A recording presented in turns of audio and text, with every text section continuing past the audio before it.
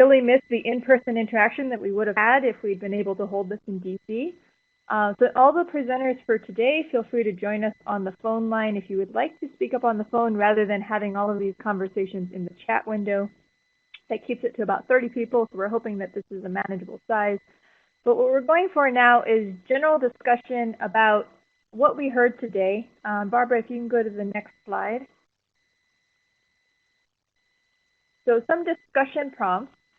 In particular, one of the things I've been repeated multiple times is what important topics may be missing. And we've had some good conversation in the chat window on that, and I'll go over some of those ideas to help ping more thoughts on it. Additionally, one thing I haven't heard as much of as I think is going to be important for the Decadal survey. By the way, if anyone joins on the phone, please be sure to mute unless you are speaking, and make sure your computer speakers are muted if you're on the phone.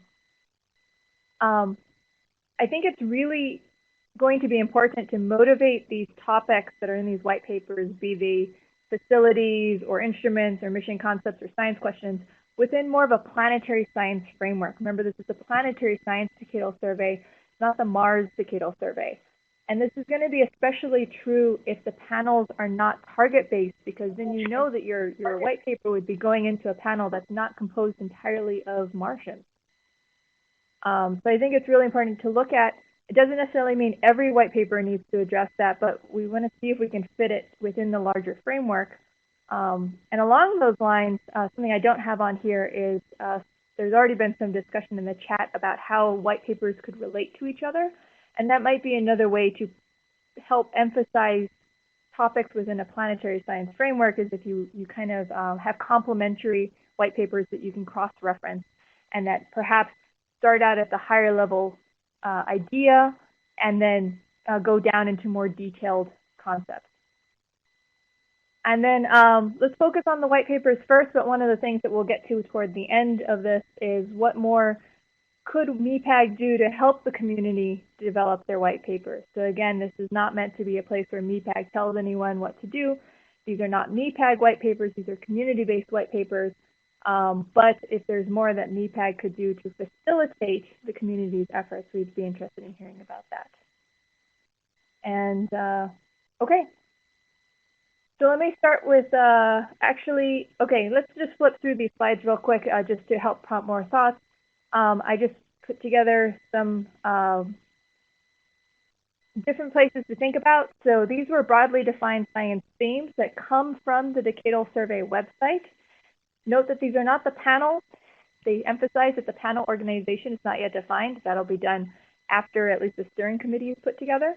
But if you put in a nomination or if you submit a white paper, it will ask you which of these areas your interests are in if you're nominating, or which of these areas your white paper would fall under. So this gives you some idea of possibly how these panels might be organized and what sort of people might be reading these white papers.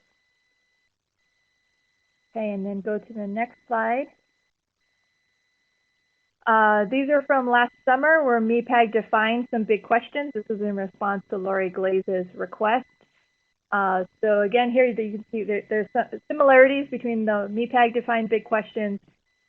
I can tell you overall the big questions that were defined by all the AGs followed very similar lines. And then these probably were where they came up with their broad science themes for the Decadal survey, at least in terms of collecting white papers. Okay, next slide. Just trying to remember what all's in here. Okay, so the others are just information. So we can go back to the discussion prompts. Okay, so the way we're going to do this, like I said, anyone who's speaking, who spoke today, you're welcome to speak up on the line, and we're going to attempt this. And then keep the chat going in the chat window as well. And we're going to be trying to monitor that and help verbally emphasize certain key ideas if they pop up in the chat, or if there are specific questions that come up. With regards to, Barbara, if you can go back to the first slide. With regards to missing areas, people brought up with regards to atmospheric, the upper atmosphere, as well as connections between the dynamics in the different parts of the atmosphere and with the surface. So these could be white papers in specific areas, or about also how you pull all of that data together, or what types of information you need in order to look at the entire system. There was comments about an integrated surface mission. I believe that was Claire. You can maybe expand on that in a second. I don't know if that was with regards to meteorological and aeolian packages, making sure that those were on surface missions. Comments about trace gases, and then also about CO2, ice, and snow, and the formation of it and its evolution process. Yeah, and Bryony, I don't know if she called back in, had a couple thoughts about gaps in terms of hard rock geology and geomorphology, if she wants to speak to that. Perfect. Thanks, Brandy. So why don't we start? Claire, can you expand on your integrated surface mission? I had grabbed that comment somewhere in there. Yeah, I think I was seeing a lot of proposals for white papers and missions that were going to be on the surface and doing kind of similar things, or sometimes very different things, but that could have that could have a bigger instrument package and still be actually quite an economical mission, and cover more areas than each individual white paper was addressing. So, for example, there are a lot of people who commented that, the trace gas one that was discussed by Zach Garvin would be really cool to look at, the water cycle as well, and having something that is able to measure fluxes. You often need to have, a sonic anemometer coupled with a tunable laser spectrometer, say. And then when you have that sonic anemometer, then you can start to do really cool wind measurements, and you can measure the momentum flux from the surface. You have an air temperature sensor, you can measure the heat flux from the surface. And those are some fundamental inputs, boundary conditions for the atmosphere. And once you've got the momentum flux, you're getting the surface drag velocity and the wind stress, which is giving you a vital input for aeolian physics as well. So there's really a whole load of different things that could all be, flown at the same time and would go really well together. But maybe there isn't. I think it's great to have the complementary white papers, but I'm wondering if there's a space to kind of have one that talks about, you could put all this together, and like maybe the place for that is something like Nathan Barber's one, which is talking about low cost missions, and or number 26, Kautzman, the small Mars science missions. Maybe that's the place to incorporate all of those integrated science ideas. Excellent. There was a comment from Rich. I'm waiting to see what he meant by that. But while we're waiting, if Brownie's on. Okay, there was a question for Claire. When you're talking about this, are you meaning a single station or a network? I mean, I think it maybe depends slightly on what you want to do, but I think my personal opinion is if you take sophisticated sensors of the sort that we haven't been flying to Mars, the Martian surface, you could get a lot done with a single station. And there's a lot of. I mean, my white paper is about dust storms, and I'm often trying. I feel like I'm saying this over and over again, but there's a lot of things that we predict for the present, and we kind of, we have to use various tricks and make lots of guesses to try and match reality for the present climate. In the case of dust, we have to actually impose a dust distribution to get the climate right, because we can't predict it with the models. And, and the fact is, unless we understand the present climate, then we can't be confident that we're predicting the past climate properly, which is of huge interest, I think, to a lot of the geology and astrobiology community. So, again, it would be very valuable to get some of these surface boundary condition measurements so we can understand, the atmospheric state better, so we can understand the real drivers going on. And, there's many things I've posted that in models, the models are very uncertain about, and we could be getting the right result for the wrong reason because we don't really understand the fundamental process.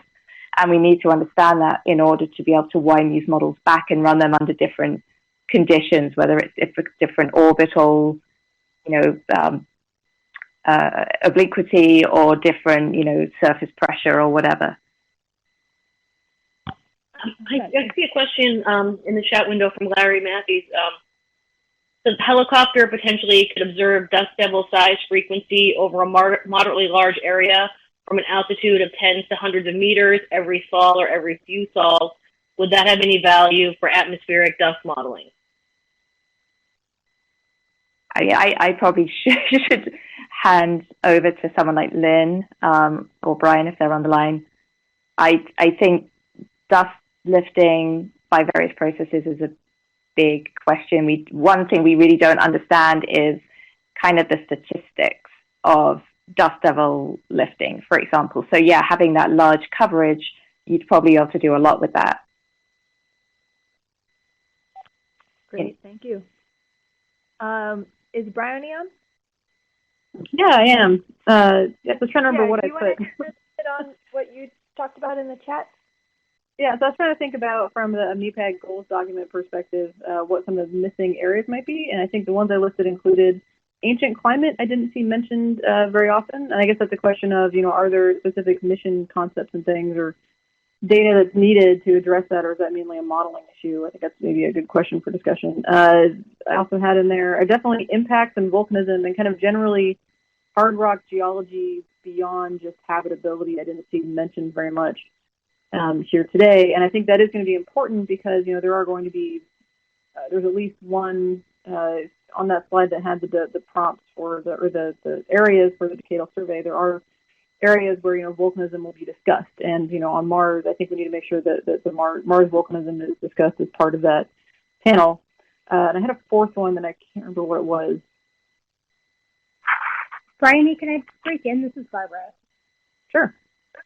Yeah, something that I did not use my time judiciously enough to talk about was that the geochronology mission, because we have so much need for contextualization, if we end up on if we could send a New Frontiers type mission to do geochronology, you get all of the lava flow characteristics of a Hesperian, let's say, lava flow, if that's where you were to send it.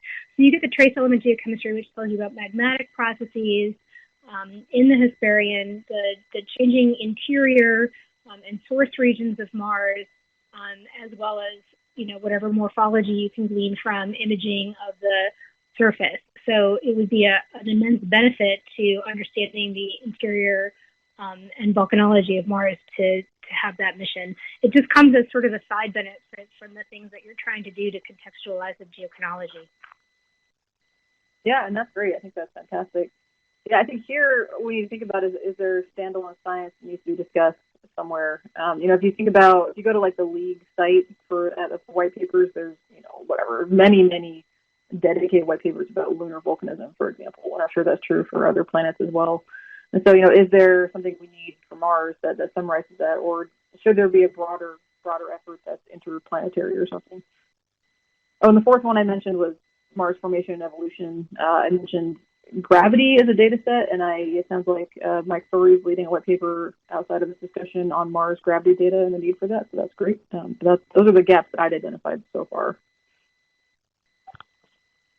That's a great point. And actually that just reminded me something else that I should have added to the discussion prompts, because we heard from David Smith, is it's not just interplanetary connections, but also perhaps interdivisional connections at NASA. So something else to keep in mind. I want to give some time to astrobiology. So Andy Seja had suggested a possible gap in terms of astrobiology was the search for biosignatures broadly, including morphological, elemental, isotopic. This could be a complement to Alfonso de Villa's paper. Alfonso, if you're on, or if one of the other astrobiology folks are on, if you want to comment.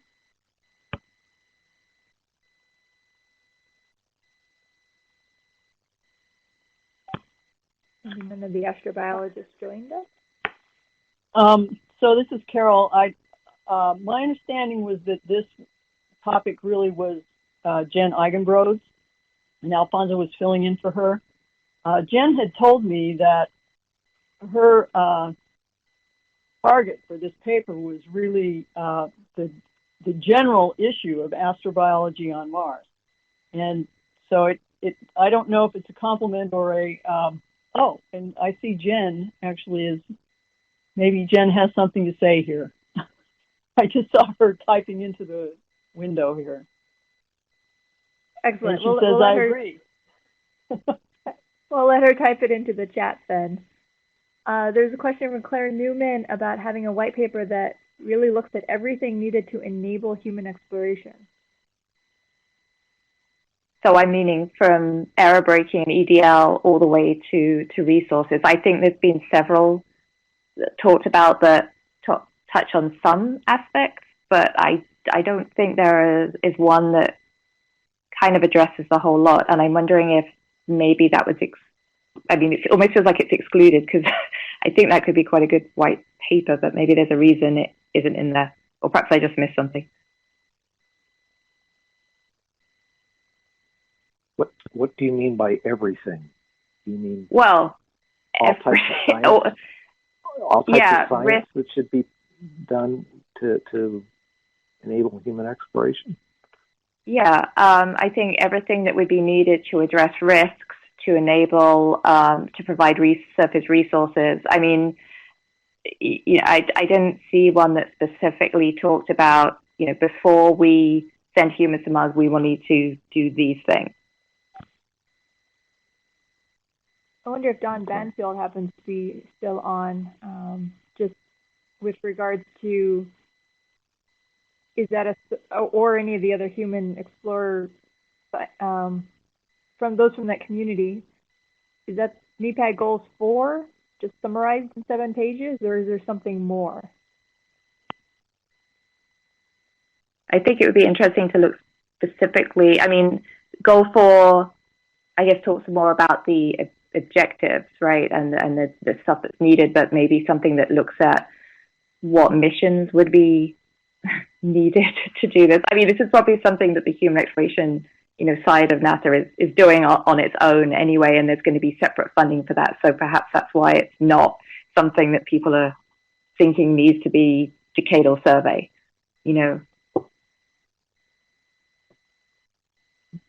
Don't bet on it that they're thinking that. I think they're pretty. I mean, I think they thought about a lot of these things, including contamination of a human station, and that obviously is an atmospheric thing again, where how far would contaminants be transported, and what are the implications for special regions and that kind of stuff. So I think there are a lot of applications, and I've heard a lot of these from Rick and others who are involved with that with that side of NASA, but it just, in terms of not having a specific white paper on that, I thought it would, to me, that stood out a little bit. Yeah, Paul. Sorry, go ahead. I was going to say, Paul Niles agrees with you, Claire. He thinks a coherent mission concept that accomplishes a lot of Goal 4 objectives would be interesting. We also had a comment from Carol Stoker, who wants to know more about what the official MEPAG white papers are about. And I know we're talking about the goals document being one of those, and how much of what we're talking about for Goal 4 is part of that paper versus a separate paper. Yeah, this is Eileen. So in short, I think, so there are two questions there. The one about Goal 4 and the one about, in general, what papers MEPAG is going to be putting out.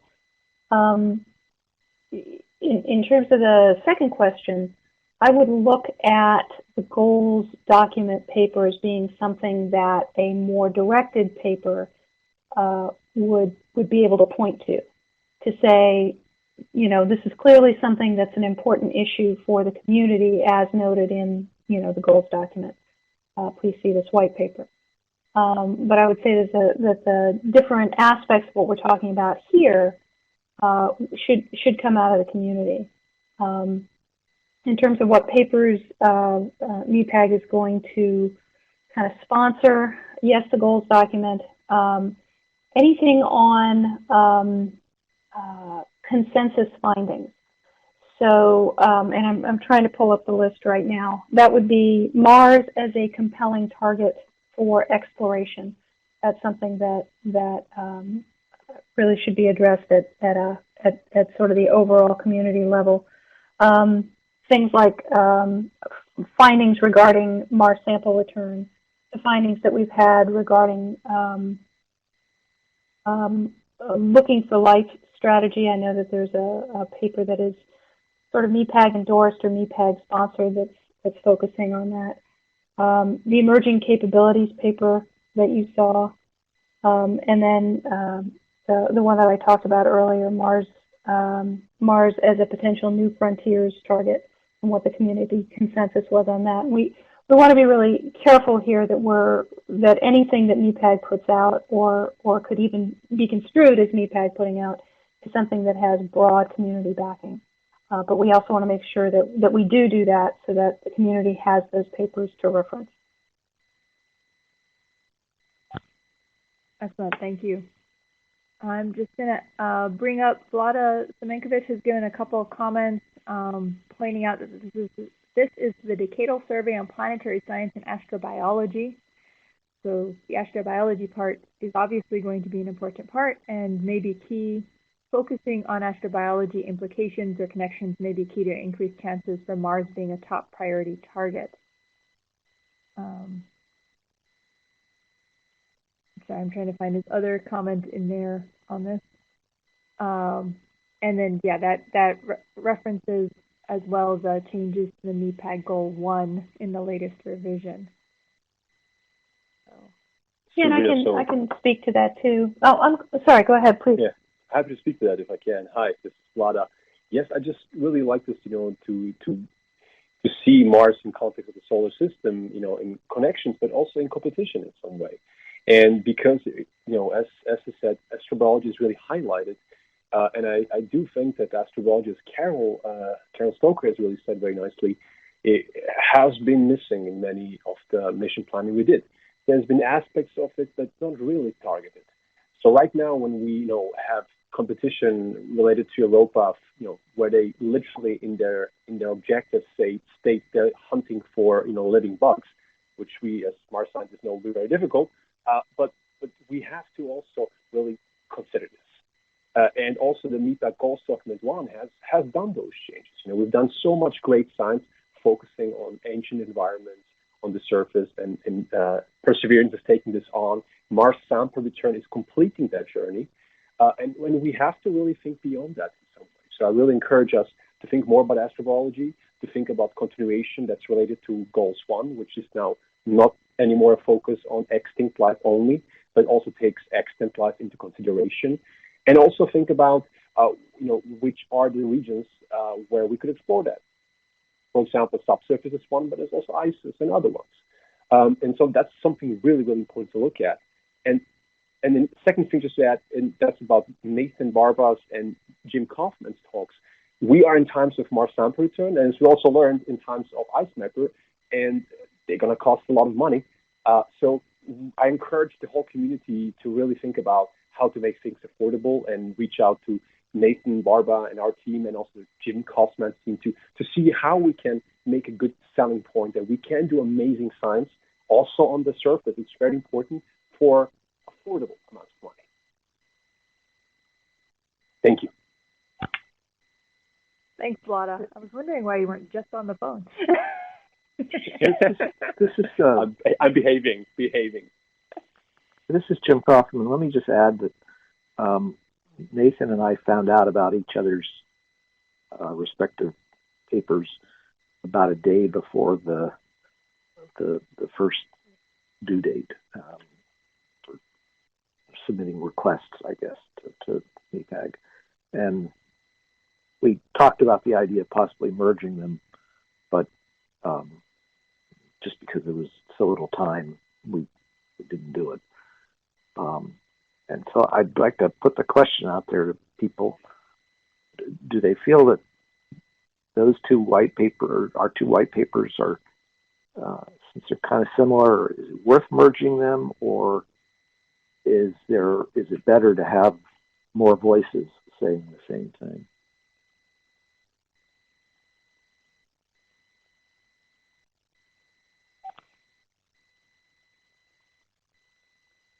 think we'll see if people chime in on chat. While we're waiting for that, I think that's a great question, Jim, and that's part of why we were all gathering here at this meeting for this. And I suppose, wanted to, go ahead. I suppose the question could be asked of all the other papers too, you know, that are similar.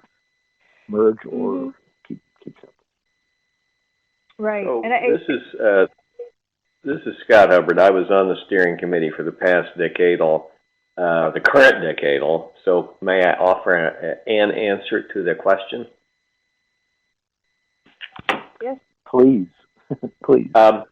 So when I ended up together with Larry Soderblom and Steve Squires doing a lot of the briefings of what the decadal had come up with, and particularly the decision rules and so forth, and we, in each of the fora, the venues where we would speak, found that we would make quite a big deal out of the fact that there were 199 white papers with over 4,000 individual authors to demonstrate the breadth and depth of community involvement, that it wasn't just a handful of people in the proverbial smoke-filled room. So, you know, as the old saying goes, there's some votes you count and there's some votes you weigh. And clearly there are going to be white papers that, like the one sponsored by MEPAG itself, that will get a lot of attention. But I would exercise a little caution in trying to condense everything down by merging lots of papers, because at the other end, you want to have some way of demonstrating the breadth and the reach and the contribution of the whole community.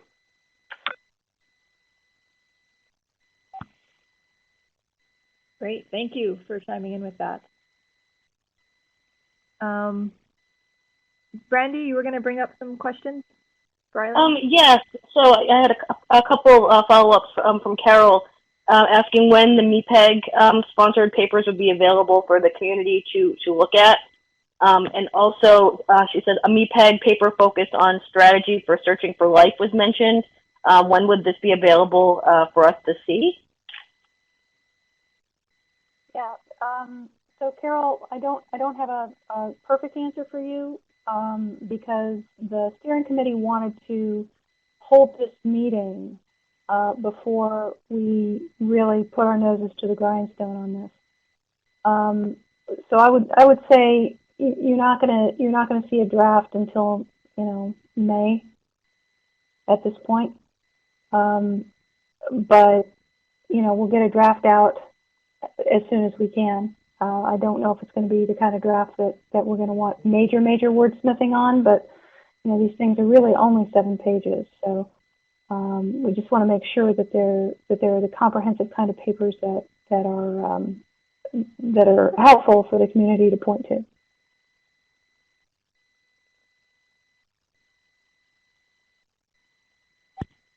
Thank you. Oh, there was one comment earlier. I just want to make sure we don't pass over it entirely. Armin had pointed out that he thought a key topic that was missing was the importance of the continuity of atmospheric observation, because we've learned a lot about the current atmosphere and climate on Mars from the multi-year record accumulated over the last 2 decades, and continuing that data set with comparable measurements would be crucial for further progress on investigating interannual variability in current climate. And then I'm going to add my own little editorial on that. I think that it'd be really important to tie that to general studies of the fundamental physics of atmospheres or atmospheric evolution, you know, comparative planetology, as well as the fundamental physics. And again, like my in situ measurements on Mars for meteorology and aeolian, I think that that's one of the real values of doing this at Mars, is you can do the sorts of investigations you cannot do at other places, either because of accessibility or because of existing data baseline. So, Brandy, are you seeing anything else that we need to bring up? Otherwise, I'm going to pivot for the last few minutes. I was going to just highlight Isaac's comments on how do we show that Mars is valuable to study in the context of other bodies in the solar system. As you've talked about a few times, Serena, you know, there's going to be non-Martians on these panels. If they're organized the way we think. And we talked about the MEPAG paper, looking at why Mars is a compelling target, in which we could, highlight all of the reasons that Mars is a good analog. But I think that will also be important to highlight comparative, planetary science of different planets and what we can learn from looking at Mars wherever we can in all of the individual white papers. Along those lines, there's just an interesting comment from Michael Mishna that not only is Mars valuable to study with regards to planetary science and being one of the bodies of the solar system, but he points out the Mars program could be seen as a valuable framework that other bodies, groups, AGs could embrace to develop their own programs. I think then that ties into some of the MAPSWIG work, which we'll hear a little bit about tomorrow, I think. Bruce is speaking on it. Yeah, and just one more thought I had when we're... Sorry, I was going to say that's also going to be put into a white paper for the Decadal survey. Go ahead, Brandy. Yeah, and I was just going to say, I'm not sure when we're talking about comparative planetology, climatology, whatever, there are some things that can actually be used to, we don't need to limit ourselves to just the solar system, right? There are extra solar system planets that we also want to understand, and some of those things might be informed by what we find out about Mars. All right. I'm watching and seeing if there's any major comments. Brandy or Eileen, break in if there are. But otherwise, I wanted to give a chance if anyone wants to chime in with kind of how this was working, and then how, more importantly, send an email on that topic. What do you want MEPAG to do going forward? We've had this meeting, we had this forum. Everyone go forth and write your white papers. Is there something that you would want MEPAG to do between now and July 4th? Other than, of course, share the MEPAG papers, which Carol has asked about.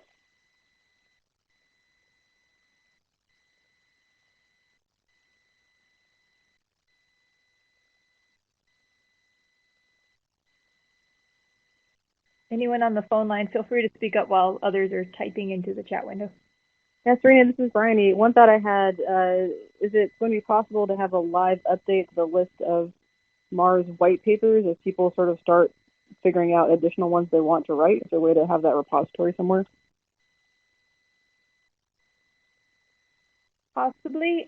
So remind everyone that Eileen had asked for, as a record of this meeting, we were going to include some sort of list of other white paper topics, and you needed to email, I think it was the MEPAG meeting QS at jpl.nasa.gov mailing list, and then we would append the list. Yep. I'm just going to break in real quick because I just got an email. I emailed David Smith a couple of the questions that came up in chat earlier about white paper, so this seems like an opportune time to read out his reply that I just received. So one question was how to include signatories in the 7-page white paper.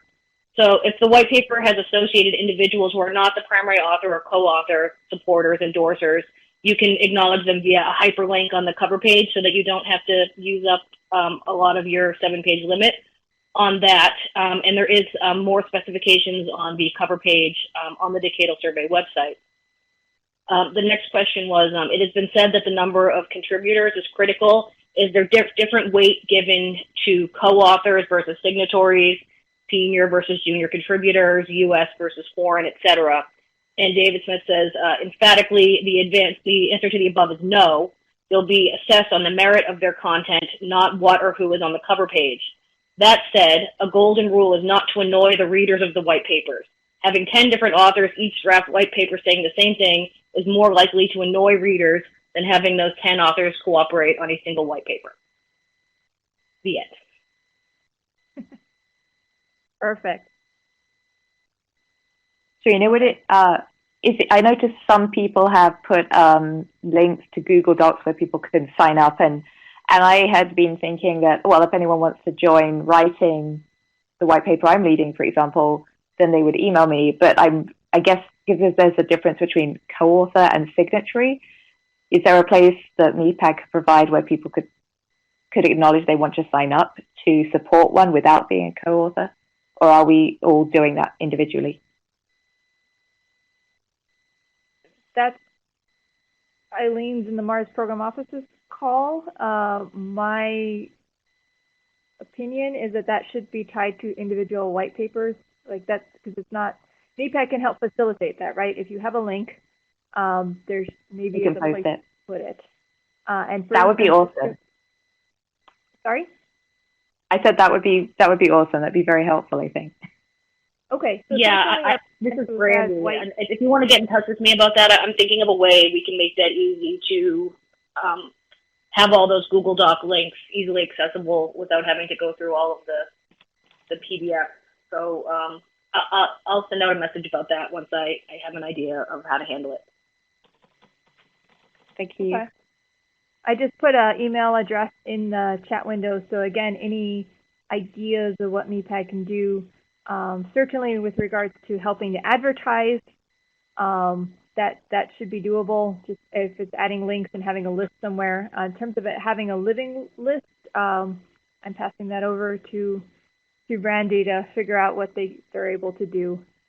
But at least for this meeting, again, there's a chance to be added to some lists that will be part of the meeting record, even if you weren't one of the presenters. Eileen, do you have any? I think that's it for the discussion. I'm really pleasantly surprised at how well that went. I really appreciate everyone's engagement on this very important topic. Eileen, I hand it back over to you, but everyone else keep the chats coming, send emails. We'll keep an eye on that and keep the records. Thanks very much, Serena, for running that really very difficult, complex set of talks. And thanks to all of the people who spoke today. We kept it pretty much in time, and so I'm grateful for everybody's effort in that. At this point, at 4:03 Eastern, just reminding everybody that we will start again tomorrow at 8:30 a.m. Pacific Daylight Time or 11:30 a.m. Eastern Daylight Time. We look forward to seeing everybody. We'll be talking about mission updates, both U.S. and international. We have an update on the status of MassWig, so that's an important update I think everybody's going to be interested in. And then, of course, at the end of the meeting, we'll be talking about the findings that will come out of this meeting. So I hope to see everybody there. Thank you so much for calling in today, and we will see you tomorrow. Thanks.